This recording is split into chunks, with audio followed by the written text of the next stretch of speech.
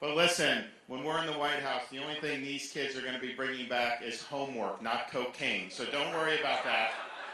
And this man is not going to be allowed to do any foreign business deals with any of these foreign countries. Don't worry about that. We're going to get it done. So, all right, well, Merry Christmas from our family to yours. Thank you. Good job, guys. Well, thank you all for coming out. We appreciate it. We're excited to be about a month away from the Iowa caucuses. You have the opportunity to change the trajectory of this country. You have the ability to reverse the decline of this country. And we're asking for your support. We're asking you to bring friends and family and neighbors to caucus for us on January 15th. We are going to be able to catapult to the nomination with the help of the people of Iowa. So thank you for your support, and we want to earn more support. I want to thank Congressman Tom Massey for coming. You know, when he stood up against the COVID madness, he was not a popular guy, but now we can look back however many years, and we know that his warnings were right. He was predicting what would end up happening with the economy, with freedom, with all these different things, and to think that they would have potentially passed the largest spending bill in the history of the United States without a single representative actually voting on it and just voice voting it through with nobody even there to represent you, just shows you how far removed this D.C. ruling class is from the interests of the American people and for taxpayers. But here we are, 3 years plus 3.5 years after COVID, all the damage that was done by CDC, NIH, FDA, Fauci, all these people, and yet nobody has been held accountable for any of this. I can tell you this, when I'm president, we're going to bring a reckoning for all of this. We are going to hold these people accountable for what they did to this country, and we're never going to let it happen to our country ever again. As president, you don't elevate people like Fauci. You don't coddle people like Fauci. You fire people like Fauci, and that's exactly what I will do as the next president of the United States. We're not going to put up with this nonsense. We're not going to let these guys do this to us anymore going forward. And we have no choice but to stand up and be counted. We're in jeopardy of being the first generation of Americans to leave to our kids and grandkids an America less prosperous and less free than the one we inherited. And if that happens, we'll be the first generation of Americans to fail to provide to the next generation more opportunity than we've had. And we'd be breaking faith with every generation who's always been willing to sacrifice so that we can be free. We're not going to solve these problems by just nibbling around the edges in Washington, D.C. I have no interest in managing the decline of this country. I have no interest in just rearranging the deck chairs on the Titanic. I want to see big change in Washington. I want to see us reverse the decline of our country. I want us to usher in an American revival, and I want a new birth of freedom all throughout the land. I don't want just Florida and Iowa to be free states. I want freedom to prevail in all 50 states. And that's the task that's ahead of us. In order to get there, you got to have somebody that's going to be willing to fight for you.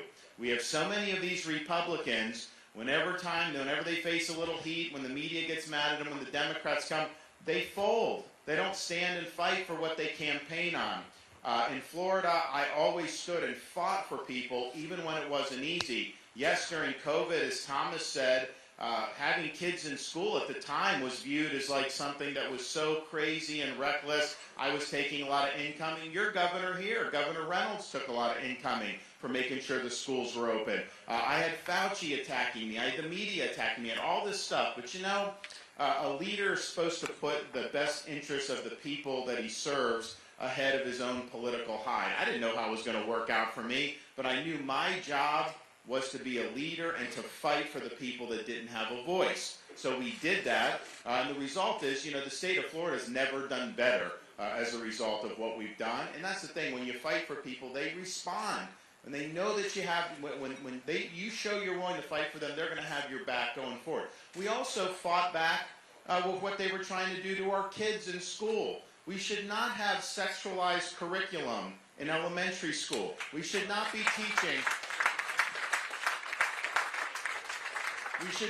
teaching kindergartners that they can change their gender. We should not be teaching second graders that they were born in the wrong body. And we made sure to enact protections for parents and for students in the state of Florida. And as that was being done, the left opposed us, which we understood. The media opposed us, which we understood. But we also had to go against the most powerful company in Florida, Disney, who came after us and came after our parents' rights bill. And a lot of people told me, look, you're not going to be able to handle this. They're the most powerful company. They got all this. You're just not going to be able to win this one. But I took an oath to support and defend the people that I represent. I did not take an oath to subcontract out my leadership to a woke corporation based in California. So we fought and we won that fight, and the kids in Florida are better off as a result of that. The larger fight, too, that we've been willing to do, and not a lot of people, not a lot of Republicans have been wanting to do it, but this whole woke agenda that they're trying to impose on this country, and you see it through things like DEI, you see it through this ESG that they're doing, you see it through some of the ridiculous crime policies where they let the criminals go out and let them commit crimes with impunity. All of this is very toxic to our country. And if we let every institution be overwhelmed by woke ideology, it will destroy this country. So we've done more than anyone in Florida to fight back against the woke mob. We will never, ever surrender to the woke mob. We've made the state of Florida the place where woke goes to die, and we need to leave woke ideology in the dustbin of history for this entire country as President of the United States, and I'll do that. But it's one thing to fight, but you got to be able to win. And you can go out there and flail around, you can get into fights on social media, you can do a lot of things, but what's the ultimate result of that? Are you bringing this stuff in for a landing? And we have not only fought, we have shown how to win. And Republicans haven't been winning very much in terms of these elections. In Florida, our state was always very closely divided. We took a state that had always been decided by 1 point. We won the biggest Republican victory in 2022 that has ever been done in the entire history of the state of Florida. Won by 20 points, 1.5 million votes, winning urban areas, rural areas, suburban areas, because people want to see somebody who will lead and deliver results. And so we showed how to win, and we need to win the election in 24, and we're supposed to have a red wave in 22, didn't. We're supposed to win these elections, and we don't. I will get the job done there. But more importantly than that is you get elected, we can't have a president that's not delivering and winning on all these battles. And I'm the only one running for president that 100% of what I promised, I have delivered for the people that I represent. There's not been one promise that's been unfulfilled, and I'm the only one running who, if you look at all the people that are causing so much harm to this country, whether it's the Democratic Party, the left, all these things, I'm the only one that's beaten these people time and time again. We beat Fauci on COVID. We beat Soros on crime by removing 2 of these radical left prosecutors. We beat the Democrats on election integrity, and we now have the strongest election security anywhere in the country. So on issue after issue, we are not only fighting, but we are winning big victories for the people, and that's what we need from the next president of the United States. If we don't actually get the job done, we're not going to be able to turn the tide and reverse the decline of this country. And then the final thing is, this country needs leadership. You look up in Washington, these guys are like chickens with their heads cut off. The Republicans have taken the House in 22. I haven't seen very much change happen in Washington. It seems like there's always big promises and very little delivered. We need vision. We need somebody that's going to put that out, know where true north is, not get diverted by all the nonsense that happens every single day in this country, but focusing on what matters to you and your family and the future of this country. And that's what I'll do. I'm not about the show or entertainment or showmanship. Leadership's about producing results. Leadership's about having your eye on the ball and not being denied the ability to get things done. And so we will be laser focused on your issues. We'll be focused, we'll be disciplined, and we will make sure that we get the job done all across the board. And we know the things that we have to get done. We need to restore the American dream in this country. You should be able to work hard, get ahead without having high prices, high interest rates, bureaucracy and red tape like Bidenomics. None of that stuff should be holding you back. We're going to rip out Bidenomics on day one, throw that in the trash can. We're going to open up our energy for production so that you have lower gas prices, lower energy prices, and we're energy secure and independent. And that'll be something that will help our national security just about as much as anything that we can do. We're going to hold Congress accountable for its behavior with respect to spending. You're paying more because they spent too much. You're paying more because they printed too much. You're paying more because they borrowed too much. We can't let that happen. We've got to stand up for taxpayers. And I think you need change just beyond one president going in and flexing muscle. We need term limits for members of Congress. We need a balanced budget amendment to the U.S. Constitution. We need a president to have line item veto so that if they put a spending bill on your desk, you can veto individual items out of that. Your money shouldn't be going to promote transgenderism in Bangladesh, yet that is happening, and many other ridiculous examples that's going before. We also need to downsize the size of government and restrict the scope of the federal government. We're going to be taking agencies, moving them out of Washington so that they actually are amongst the people that they're supposed to serve, instead of having a bureaucratic class that's separate and distinct from the body of the American people. So we are going to make sure that people can thrive again in this country. We're also going to make sure that our sovereignty is restored in this country. Mexican drug cartels should not be running our southern border. We should have control over our southern border. And it's not something you can just fiddle around with. On day one, we're going to declare it to be a national emergency. We're going to mobilize all available resources, including the U.S. military, to stop the invasion. When people come illegally, you have to send them back to their home countries, and we will do that with all the people that have come. You also do need to have a border wall. A wall is a physical fact of life. It prevents people from being able to come in, whether it's illegal migration, drugs, human smuggling, human trafficking. And so how do you do that? Because I think if we had done that under Trump, I don't think Biden would have been able to bring in 8 million people, because we would have had that barrier there. So the way you do it is, yeah, Mexico's not just going to give you money for it. You impose fees on all the remittances that workers send to foreign countries. Mexico, Central America, all around the world. You'd raise billions of dollars, and we'll plow that right into constructing the border wall, and I will get that done. But most importantly, we're going to hold the Mexican drug cartels accountable for the carnage that they're causing in this country. We are losing tens of thousands of Americans every year because of fentanyl. They're bringing it in. It's poisoning our people and communities all across this country. I've met a number of angel parents who've lost kids to fentanyl, and a lot of times it's not even that the kids are drug addicts. They may have taken one pill because they think it's something else, and it happens to be laced with fentanyl, and that's enough to poison somebody and kill them just with one pill. We actually had a case in Florida. 18-month-old baby was crawling on the carpet of an Airbnb. There happened to be residue from fentanyl on the carpet, and just that residue was enough to kill the 18-month-old. So how are we allowing this to happen in this country? And one of the dads that lost his son told me, as bad as that is, and it's the worst thing for a parent to lose a child, but he says, as bad as that is, what makes it worse and salt in the wounds is that nobody in Washington cares. They're not doing anything about it. They're just kind of shrugging their shoulders, and more heartbreak happens throughout this country. That ends when I'm president. We're going to treat the Mexican drug cartels like foreign terrorist organizations, and we are going to authorize the use of deadly military force to stop them from invading our country and killing our people. And so you can mark that down.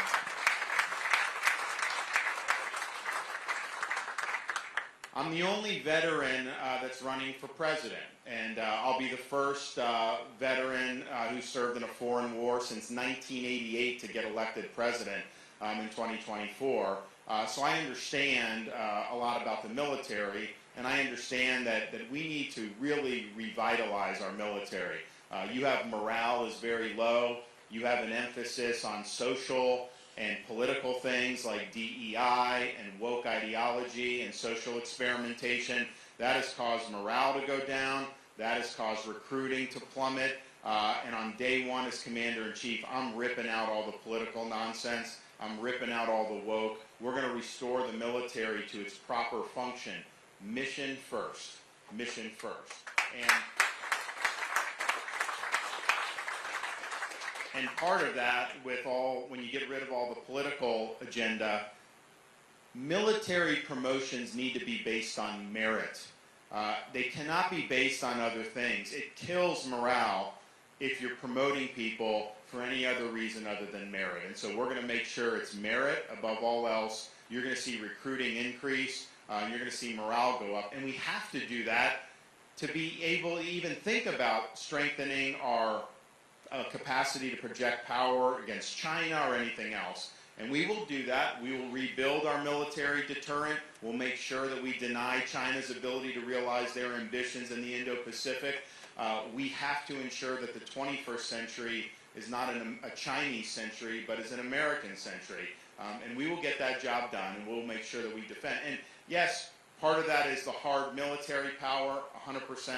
Part of it is understanding we can't be dependent on China economically, and we can't be so intermingled with them on things that are very significant to our national survival.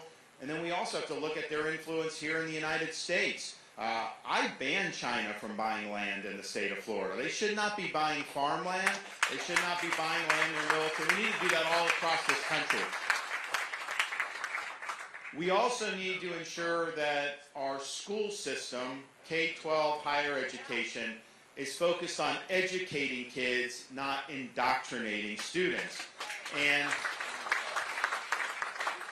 we've done a lot in Florida to protect parents' rights to direct the education and upbringing of their kids. We beat the teachers' union and enacted universal school choice. So parents in Florida, they have choice within their school district. A lot of times they can choose which public school to go to. Then they can choose a charter school, which are not run by the school district but are public. Or they can have a scholarship to go to a private school. So we have more meaningful choice in Florida than anywhere in the country by far. And I know Iowa's done some good stuff and other states, but we're proud of what we've been able to do. We've also ensured that we don't have ideology like critical race theory and gender ideology in the classroom. That is not appropriate to be injecting into this. Are we doing so good on reading, math, and science that we should be focusing on things like transgenderism and pronouns and all that stuff? No, of course not. So we're focusing education on where it really matters. Higher education.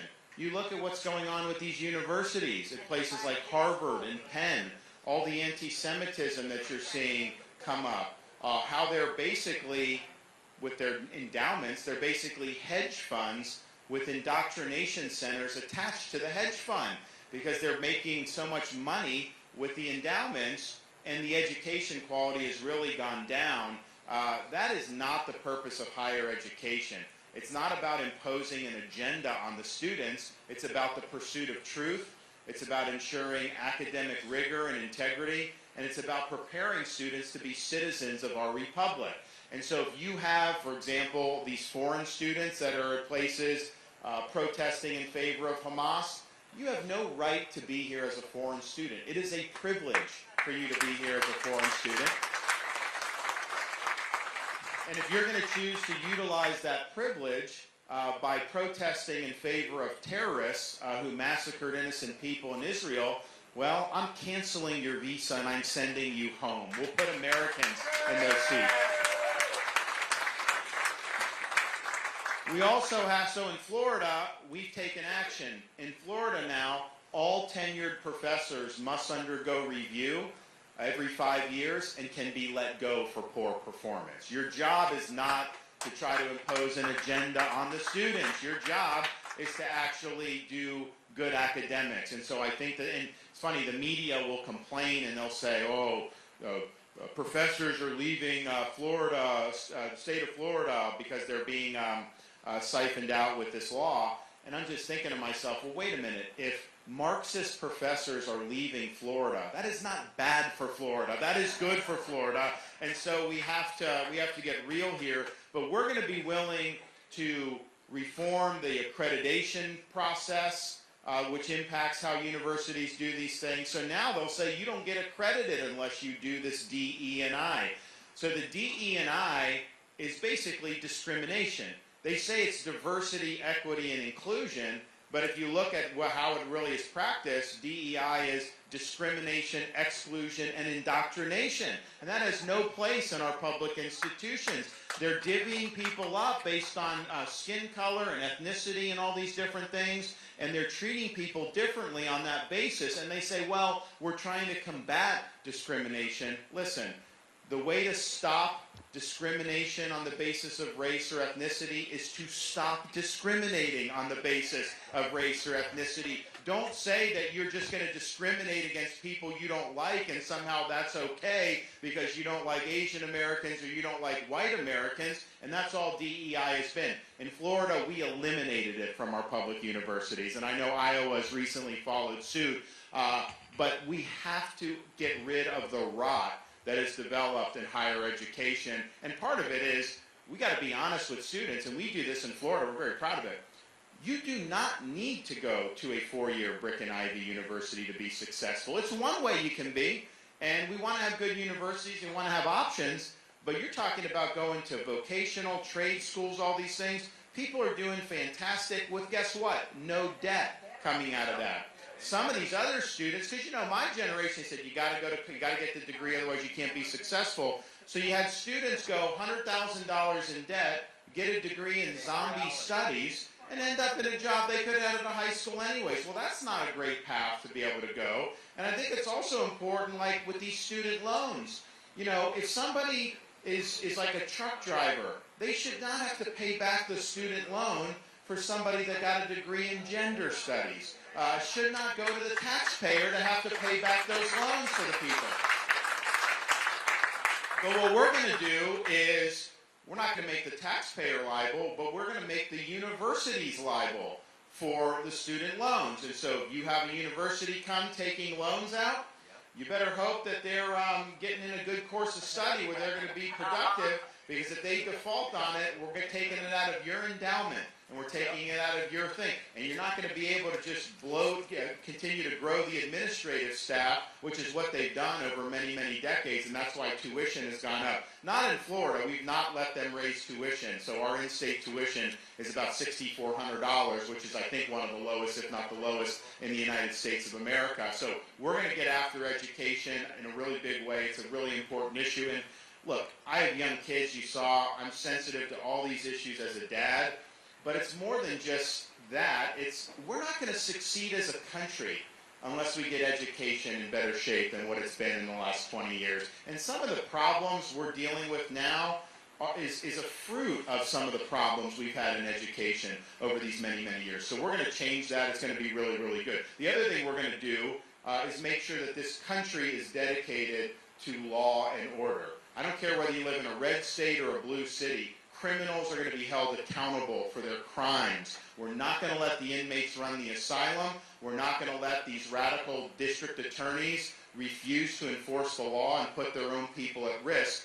Every American family has a right to raise their family in peace and security from sea to shining sea. And that includes Chicago, San Francisco, Philadelphia, and we're going to do what we need to do to ensure that all across the country. And then finally, we have to restore the U.S. Constitution as its central role in our American national life. We should have a limited government that works alongside us, not an unaccountable bureaucracy that imposes its will on us without our consent, that's weaponized against us. We need to hold agencies like the CDC, FDA, and NIH accountable for what they did during COVID. We need to stop the weaponization of agencies like the DOJ, FBI, and the IRS. And we need to return this government to its rightful owners, we, the American people. We do not have 4 branches of government under our Constitution. We have 3. We're going to take that 4th branch that's developed, that administrative state, and we're going to bring it to heel, and we're going to make sure that we return that power to you, the American people. And all that's great, and there's more that we got to do, but if we can just do that, then we'll be able to say that we have restored America to what President Reagan called a shining city on a hill. We will have turned her over to the next generation freer, stronger, and more prosperous than what we inherited. And that really is the least that we can do. Our founding fathers understood that every generation of Americans was going to have to step up and answer the call when freedom was threatened. When Benjamin Franklin came out of the Constitutional Convention after signing the U.S. Constitution in 1787, he was asked, did you give us a republic or a monarchy? And his answer was a republic if you can keep it. Because he understood, and the founders understood, you could have the best Constitution in the world, you could have the best Declaration of Independence in the world. These things do not run on autopilot. They require every generation of Americans to step up, sometimes putting on a uniform, risking your life, and even giving the last full measure of devotion for service to this country. Now, we are not called upon to make sacrifices of that nature here in 2024, but what we are called upon to do is preserve what President Washington called the sacred fire of liberty.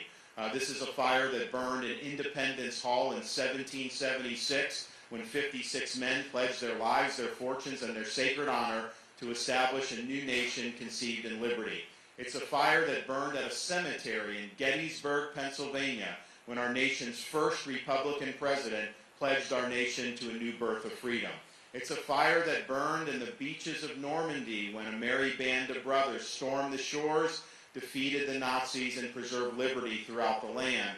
It's a fire that burned in 1987 at the foot of the Berlin Wall when a resolute Republican president stood in front of that wall and said, Mr. Gorbachev, tear down this wall, and eventually leading to the collapse of the Soviet Empire.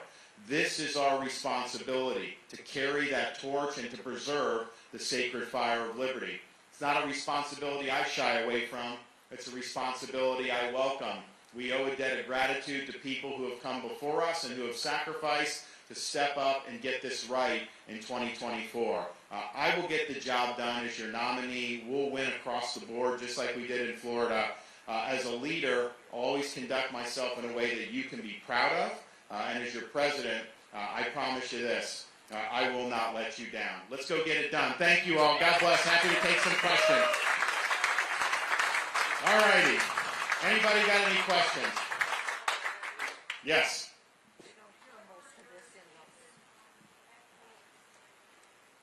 The FDA what? So I don't know exactly what the latest is on that. I know that they're trying to do things like ban menthol, which I oppose banning that. Look, I think that on this vaping stuff, you shouldn't, if you don't do anything, you shouldn't start to vape. It's not good for you. But what I found is people that have used cigarettes and got addicted to that, they're addicted to nicotine. When they go to the vape, that's less harmful for them than doing the normal cigarettes. And so, if somebody can take something and do harm reduction, I don't think that the FDA should ban that. I think people should have the ability, the adults should have the ability to do that. Obviously not kids shouldn't be doing any of this stuff.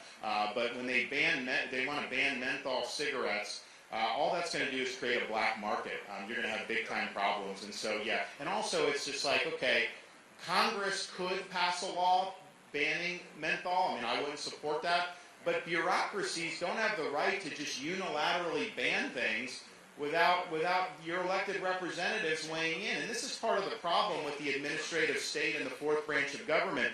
A lot of the most important issues that we face as Americans are not decided by the people you're electing to Congress anymore. They're decided by nameless, faceless bureaucrats. What kind of car you can drive, what kind of energy you can use, this and that, what you can do with your farm, if you have water on your farm, the EPA wants to come in and do. So we've got to nix that. And so we're going to do things like Biden's Green New Deal and his electric vehicle mandates. We're going to rip that out. Forcing you to buy an electric vehicle is not something that most people are going to be able to afford. It's not something that is even feasible. It will bankrupt the car companies. It's not good for Midwest farmers because it will reduce liquid fuel use. And so we're not going to allow it to happen. You know, I debated the governor of California a couple weeks ago. And what he did was he imposed a mandate, and it hasn't taken effect yet, but it will in the not-too-distant future.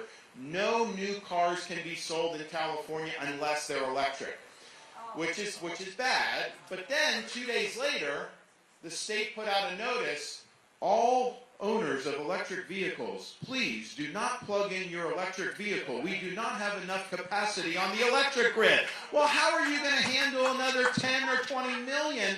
So we don't even have, so what they're doing is they're trying to force you to use more electricity, cars and whatnot, while trying to kneecap our capacity to produce reliable energy to service the electric grid. So you're going to end up with rolling blackouts. It'll get really, really ugly here if all those policies are allowed to take hold. And for what? Like, this is not something that would have ever been voted on. They're doing it through the bureaucracy without your consent. And so we've got to end government by bureaucrat.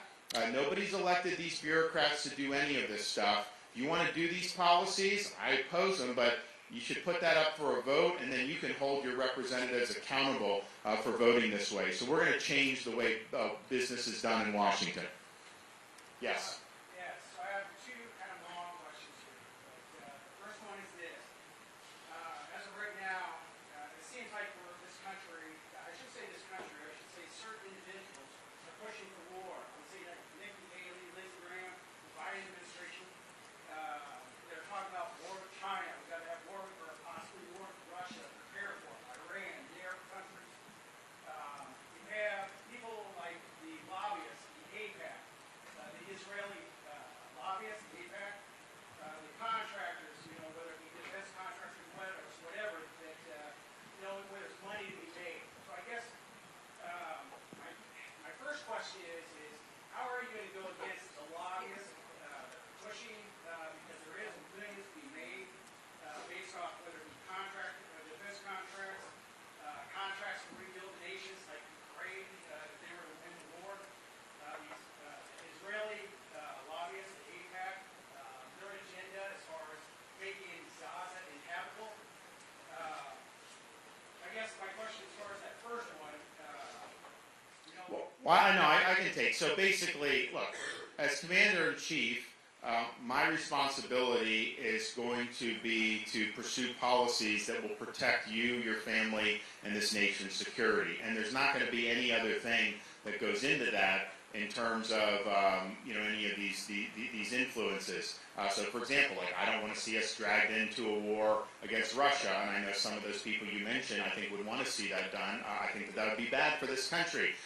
We're $33 trillion in debt. We've got a military that can't even recruit at normal numbers. For us to try to get involved in something like that, I think would be a big mistake. I want to avoid having a war with China, but I think the way you do that is through strength. I think what China respects is a strong America and a strong military, and they want us, if they see that we have an ability to project serious power in the Pacific, that will deny them the ability to realize their ambitions. And if they were to dominate global commerce, it would affect your life in a negative way. But the goal is to deter conflict through strength, and I think you need to do that. And then how do you deal with, like, lobbyists?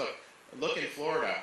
I mean, I went against the top company in my state, Disney, to protect kids. It wasn't necessarily smart for influence. It was just doing the right thing because I believed in it. Look at what we've done going against Big Pharma by banning the vax mandates and now having an investigation and we have a grand jury going over what the representations on these mRNA shots. So we stood up against a lot of these really big interests, and I just call them like I see them, let the chips fall where they may. I can tell you I have a lot of opposition to my candidacy because I've been somebody that's been willing to step up and fight back. We fought back against ESG, companies like BlackRock that want to use the economy to impose a social agenda without your consent. We didn't let that happen in our pension fund, and we passed legislation banning China from buying land. Huge opposition to that on Wall Street because these guys make a lot of money doing business with China, but yet we've done the right thing. So my job as a leader is to see the big picture, to keep the compass set to true north. There's going to be this interest or that interest, but you can't get caught up in that. You just got to let the chips fall where they may. When it comes to that, that's what I've done as a leader. I would not have been as successful as I've been if I haven't been willing to dig in and do what's right regardless of everything else. Yes? As president, how would you address the out-of-control federal spending and part two question, how do you deal with that? Well, look, you got to be willing to veto bills that Congress puts in front of you when they're overspending. In Florida, I vetoed billions of dollars in wasteful spending.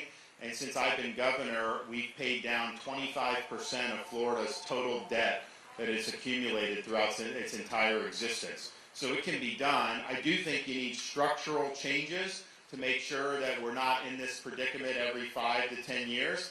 You do need a balanced budget, a requirement to the Constitution. You need term limits for members of Congress, and you need a line item veto for the president. If you had those changes, you would be able to get a handle on this much, much easier. When they stay in office for 40 years, like Pelosi, their incentive is to just do whatever they need to do in the minute to stay in office. If you have term limits, people are actually going to want to leave a legacy. They're actually going to be willing to make big decisions to be able to help the country. I see it in Florida. We have term limits in our legislature. It works much better. Everyone comes in, they have things they want to accomplish, they know they're not going to be there forever, and you end up getting more done. So if we could do those reforms, we would be able to get a handle on all this. Yes, sir. If you unconditionally defend Taiwan, Taiwan is an ally. Our strategy is going to be a strategy of denial, to deny China the wherewithal to be able to move. I mean, doing an amphibious assault is one of the most difficult military maneuvers. They would do it if they think they can get away with it. They will not if they know that they would reach really significant blowback. And I think we have to bolster our defenses in that part of the world. But I absolutely think if we do that, I think we will be able to deter that from happening. Taiwan's not just about semiconductors. If China got that, that would be a big deal for our economy, and it would hurt us. But it's also about them getting out of that first island chain, which they wanted to do.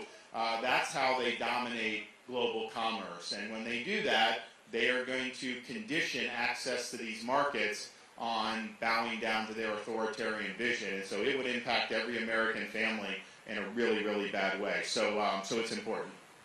Yes, back. The climate change agenda is a wet blanket on the U.S. economy.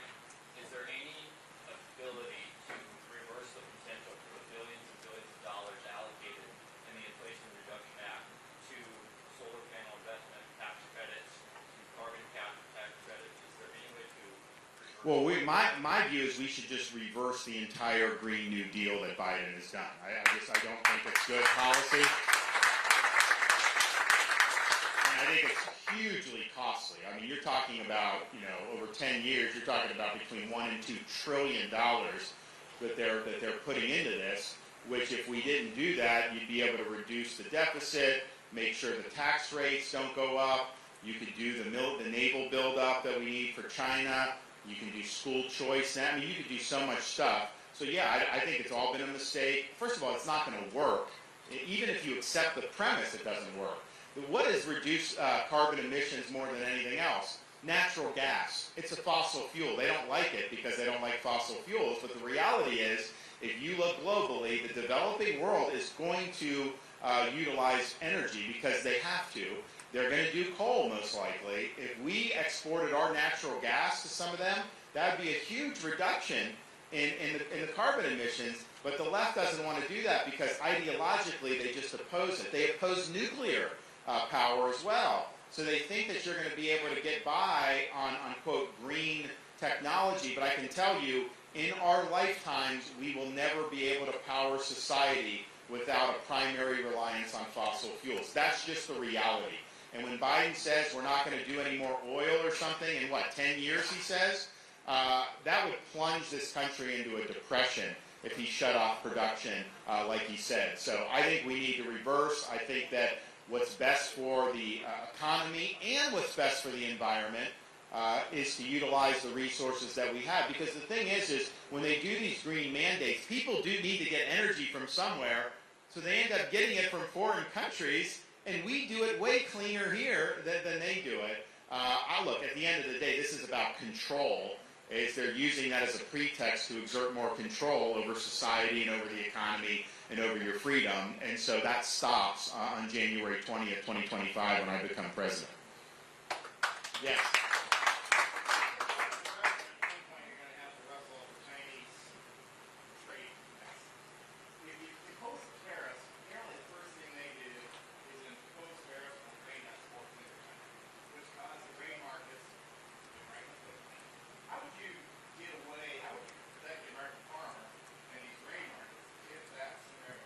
Well, so it's a great question. So the issue is about China and trade. So what's going on with China doesn't work for this country because partially they don't follow the rules, partially they dump a lot of product here, we don't have access to their markets.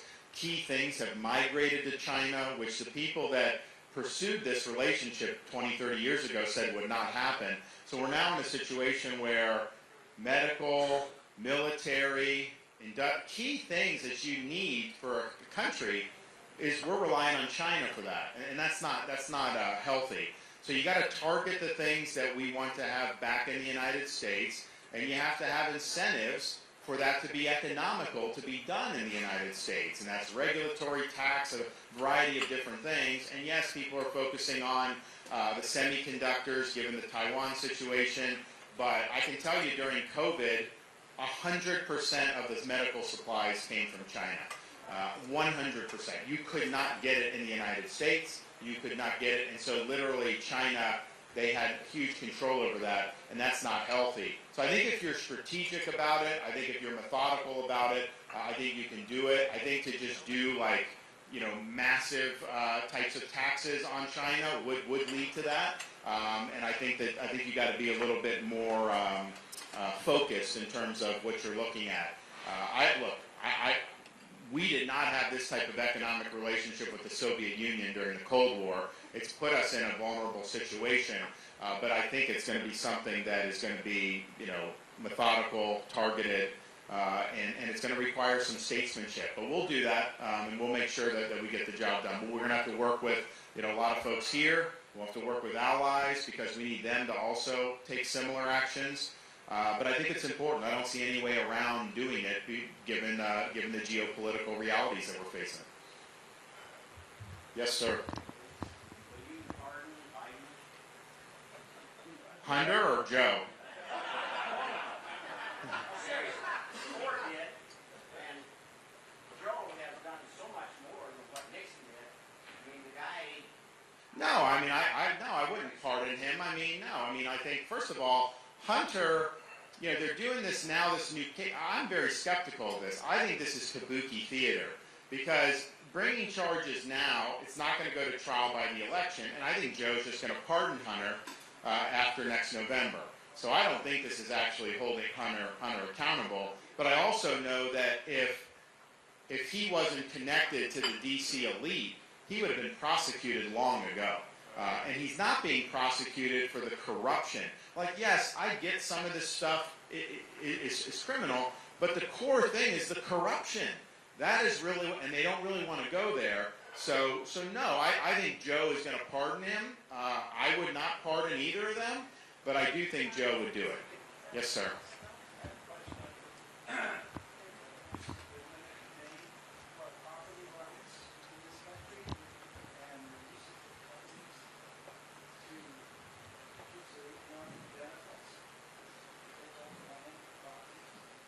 So I think, to me, eminent domain it's rare and it's for a public purpose, like a road or a bridge. And I think if a private company, is looking to acquire land, they should negotiate with the landowner and negotiate a deal rather than use the coercive power of the state to force it.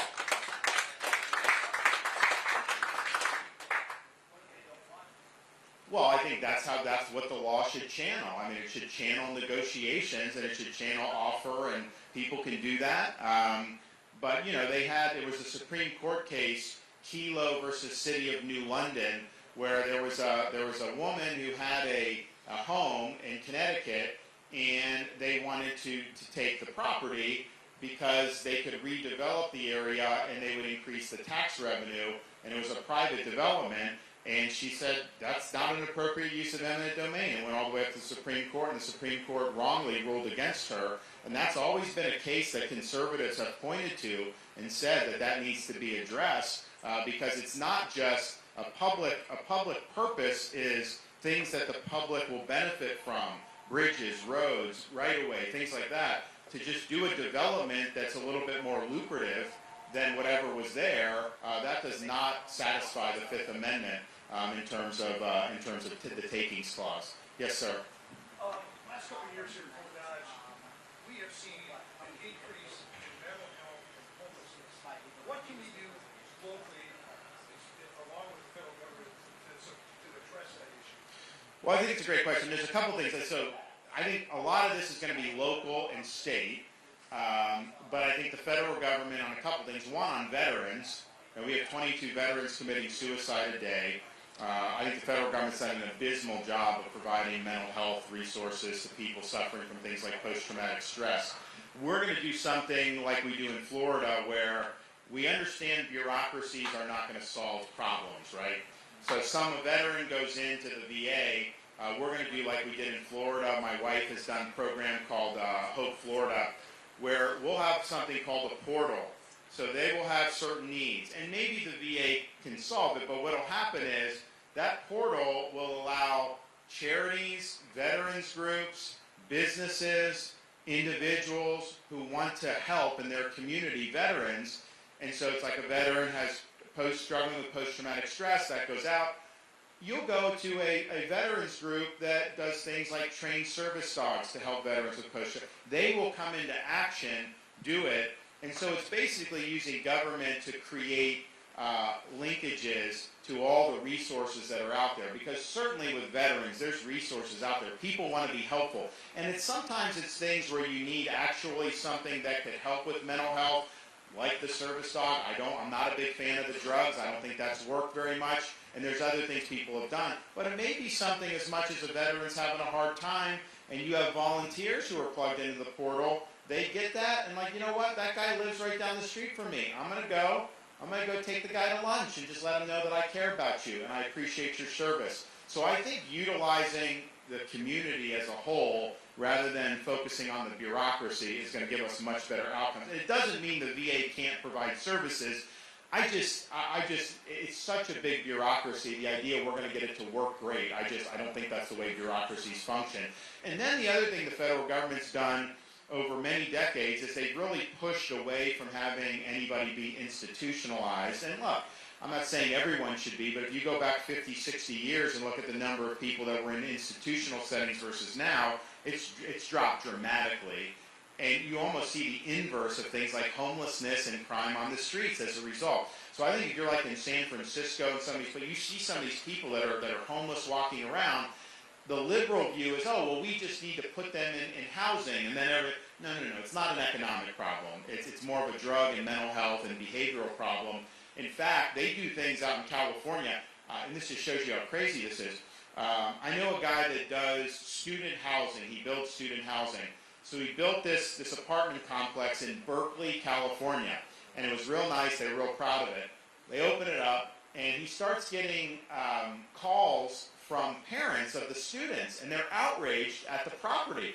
And he's like, what are you talking about? It's great. They're like, there's homeless everywhere in this apartment building. Why? Because Berkeley mandates that if you're having an apartment building, if you're renting to people, you also have to have floors for homeless. So you have 18-year-old college freshmen, these girls going to their apartment, and you have homeless that are like harassing them. And so that shows you that the liberal approach to it, that's just going to get you more homeless. I do think some of these folks would benefit from being in an institutional setting, and I think the public as a whole would be safer as a result of them being in an institutional setting. Ladies and gentlemen, we have time for one last question. Yep. Okay, you're very aware, you know, one of your opponents brought you some ads about your energy position on open tracking, offshore drilling, and also point out what your position on energy is. Yeah, so states can restrict. So Florida in our Constitution restricts near the beaches, but that's not because I'm opposed to it. I mean, Texas does it, Louisiana, have at it. Absolutely, they should be doing offshore drilling. You'll see a lot of that done throughout the United States. There may be states that don't want to do it in certain areas that are sensitive, but that's a very rational decision. That has nothing to do with saying that energy production is bad or climate change or any of that. So that is being misrepresented, and that even liberal media has said that that's lying, because our whole energy plan hinges on fracking, because you won't get to the Permian Basin or West Texas, the West Texas Permian Basin or the Marcellus or Bakken. The only way you get that gas and oil is through hydraulic fracturing. So of course we're going to do that. We wouldn't be able to lower energy prices unless we did that. So, but I think what it shows is, and that's really people funding Haley that are doing that. And these are mostly liberal donors anyway, so they're trying to act like she's conservative and she's not. But the fact that that's the best they have to use against me, to attack me because Florida, isn't drilling off the coast of Marco Island or in the Florida Everglades, is that the best you can do? It shows you I must have a pretty doggone good record with what we've done. So we appreciate it. We're asking for your support on January 15th. Thomas mentioned the media wants to act like you guys don't even matter, that you take polls and all this stuff. But I've looked at polls in past Iowa caucuses, and they never come out right. And in fact, you've had people, I saw some from, in the past where candidates went from very low to very high very quickly. So maybe I'm just old-fashioned, but I think people actually decide these things. I don't think pundits decide these things. And so I think you guys should be determined to make your voice heard. Don't let the media pick the candidate. We know who the media and the Democrats want Republicans to nominate. They want Republicans to nominate Trump. They're very open about that. They think that that would make things easier for them next year in November. We know who the media, above all, does not want to see nominated, and that's me. And we get most of the incoming fire. I've had most of the campaign expenditures negative. That's been done, over $30 million has been done against me, and that's because people know I'll upset the apple cart in D.C. I'll be a change agent. I'm not just going to talk, I'm actually going to deliver this stuff. And there's a lot of people that don't want to see that happen because they understand, look, the people in D.C. have it good. Everything's geared towards them getting richer. A lot of these other elites have it very good, but that's not working for our country. And people know that I'm going to do something about it. So you have an opportunity to make the decision. You have an opportunity to tell the media they are not going to be able to pick who we nominate to be the next president of the United States. And so I'm asking for your support. I'm asking you to rustle up additional folks to come out and caucus for us on the night of January 15th. And this will be a huge, huge statement by the people of Iowa when we emerge victorious on caucus night. So I'm honored if you're supporting us now. I hope after today you'll be willing to sign up for us, and we'd love to have you involved in this whole process to change the trajectory of the country, reverse this country's decline, and usher in a revival of the American spirit. And I'll get that job done. God bless you all. Thank you.